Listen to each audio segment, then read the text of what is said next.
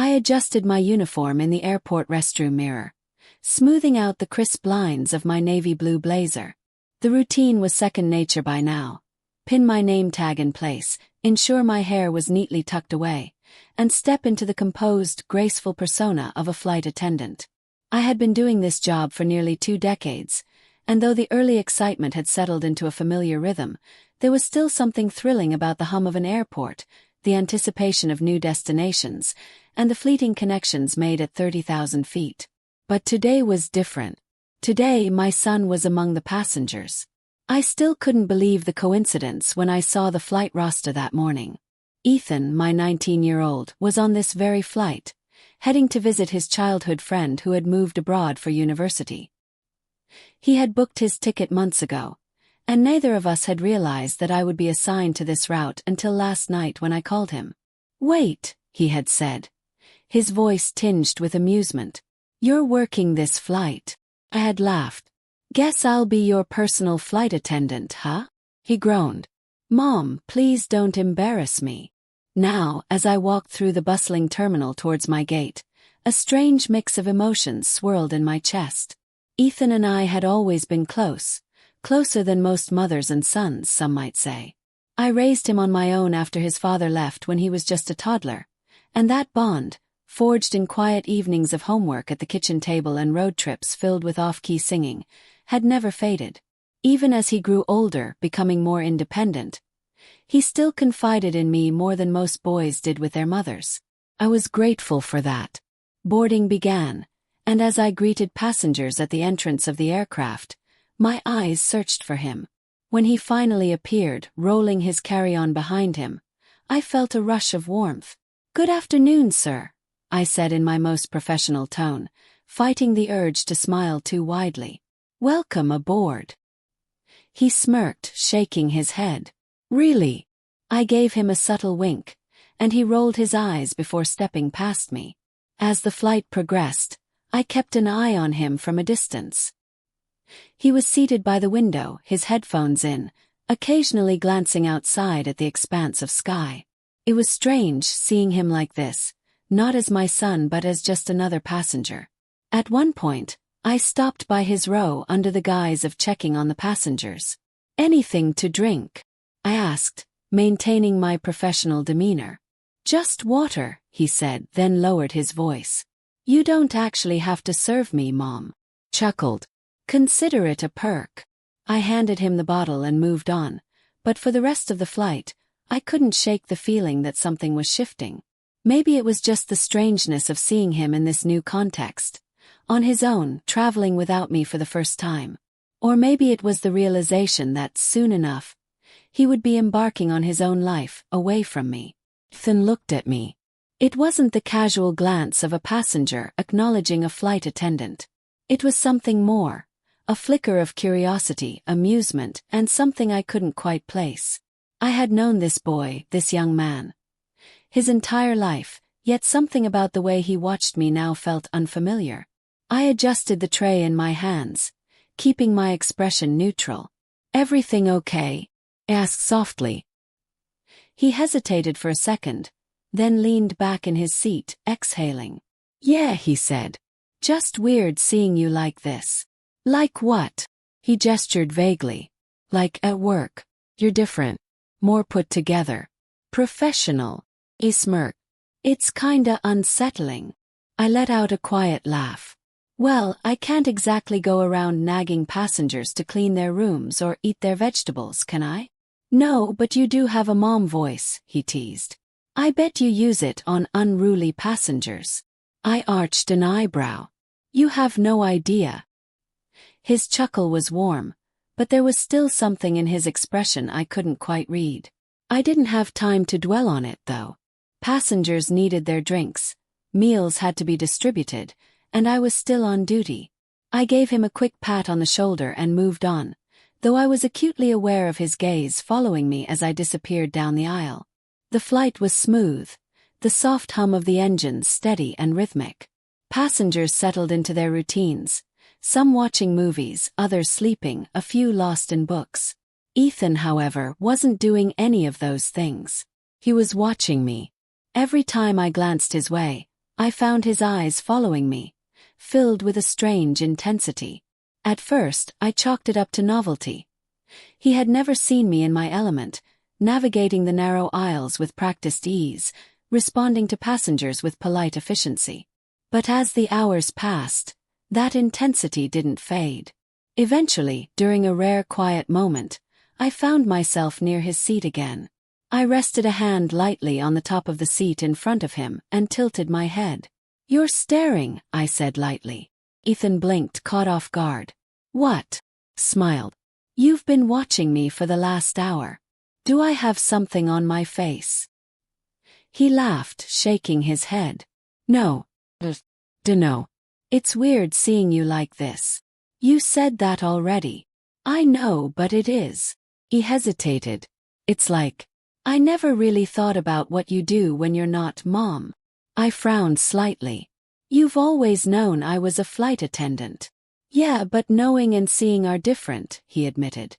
"Like, I never really imagined you moving up and down the aisles, helping random people, talking to them like they're just as important as me." I softened at that. "Ethan." "No, I mean it," he said, rubbing the back of his neck. "You always felt like just my mom, you know? Like your whole world was me. But seeing you here working, doing your thing, it's like, I don't know." I smiled gently. "Like you're realizing I have a life outside of you." He grinned sheepishly.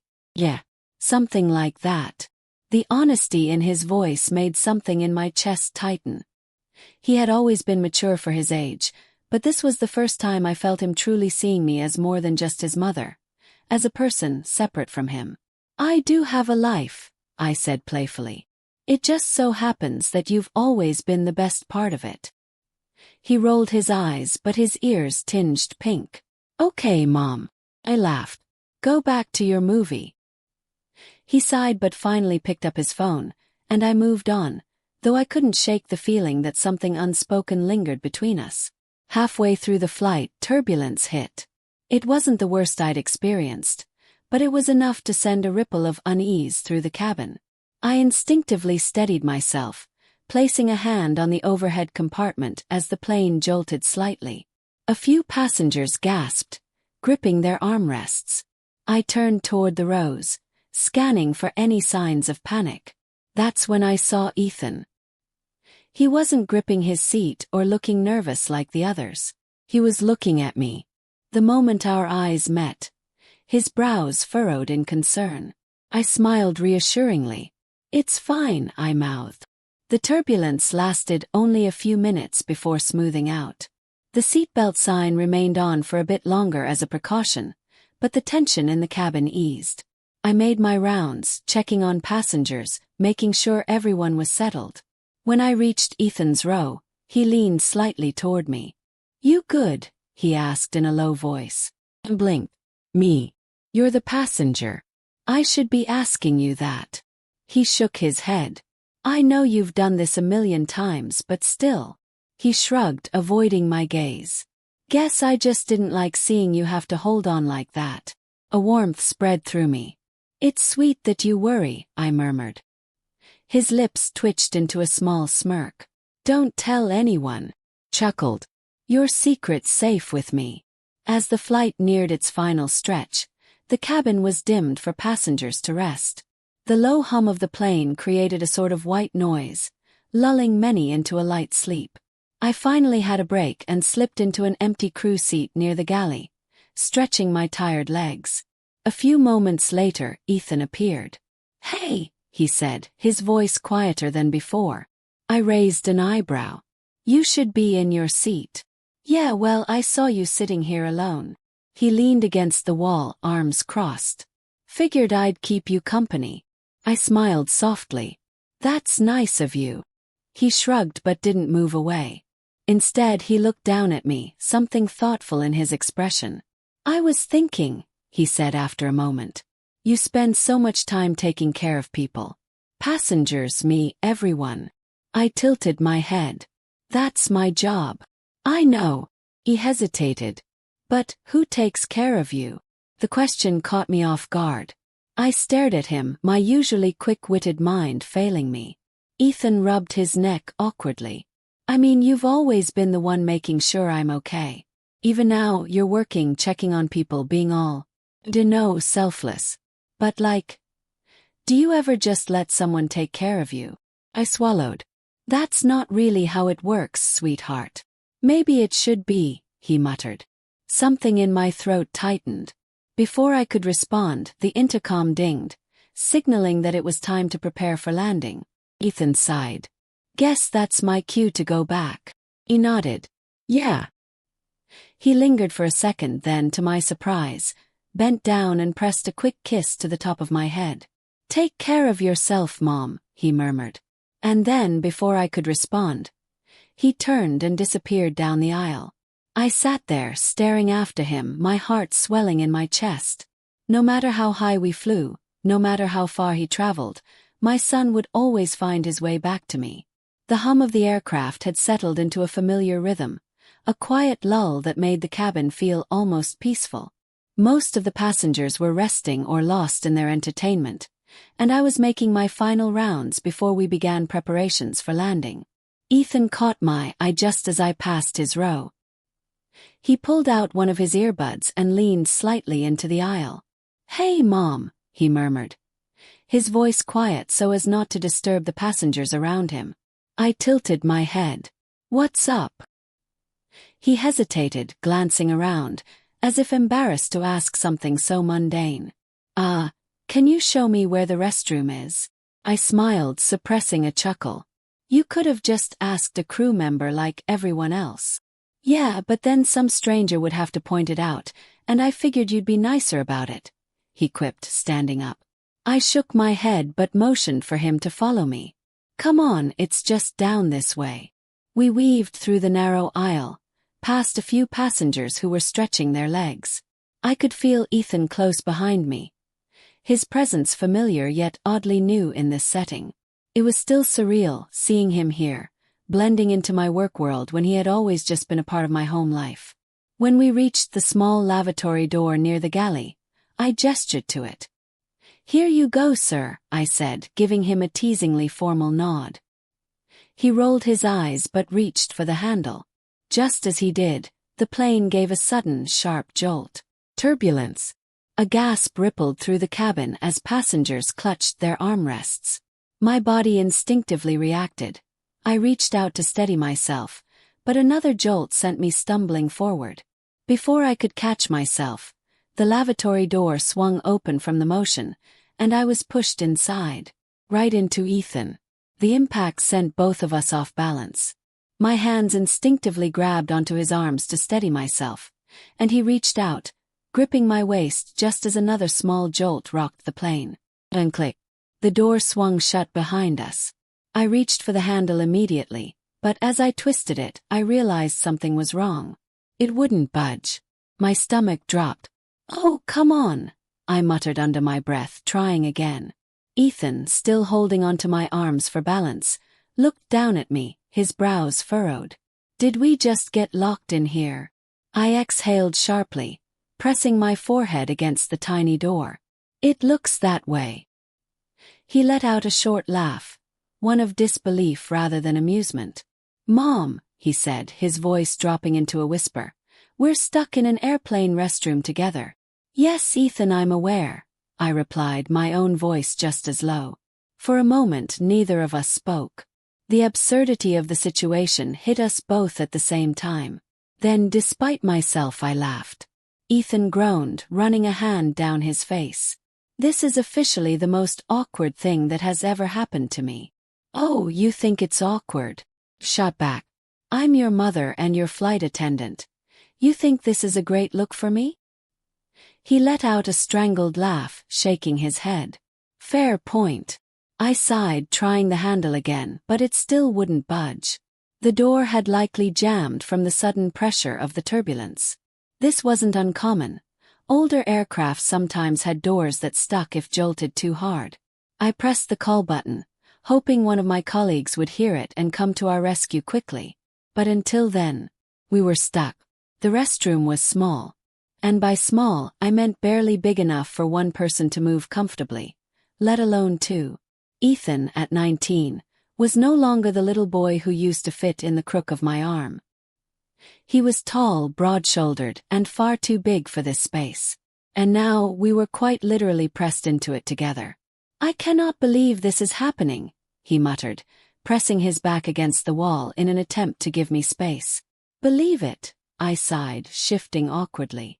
We both tried to maneuver, but every time we moved, we bumped into each other. The walls, the tiny sink, the door. "Ow!" he mumbled as his elbow knocked into the metal paper towel dispenser. Huff. "Okay, just stand still for a second." He obeyed, pressing himself as far into the corner as possible, while I carefully adjusted my position. For a few moments we stood in silence. The low hum of the plane's engines filled the space, the distant murmur of passengers beyond the door reminding us that life outside this tiny compartment was still going on as usual. Then Ethan sighed. "You know, this was not how I imagined this flight going." I shot him a look. "Oh, did you imagine getting VIP treatment from your flight attendant mother?" He smirked. "Something like that."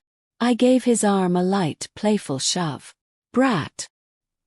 He laughed but then exhaled slowly, his expression softening.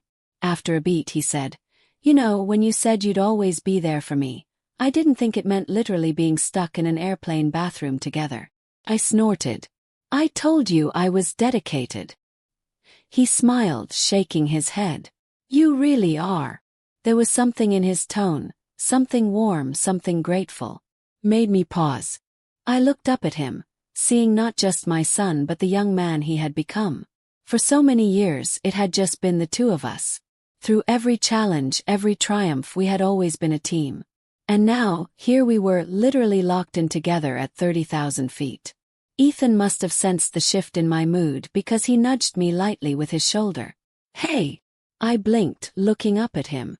"I meant what I said earlier," he murmured. "About you. About how you always take care of everyone." I smiled gently. "That's my job, honey." "Yeah," he admitted. "But maybe sometimes someone should take care of you too." I opened my mouth to respond, but just then the lock clicked from the outside. The door swung open, revealing one of my colleagues. Her expression torn between confusion and amusement. "Everything okay in here?" she asked, barely stifling a laugh. Ethan and I exchanged glances.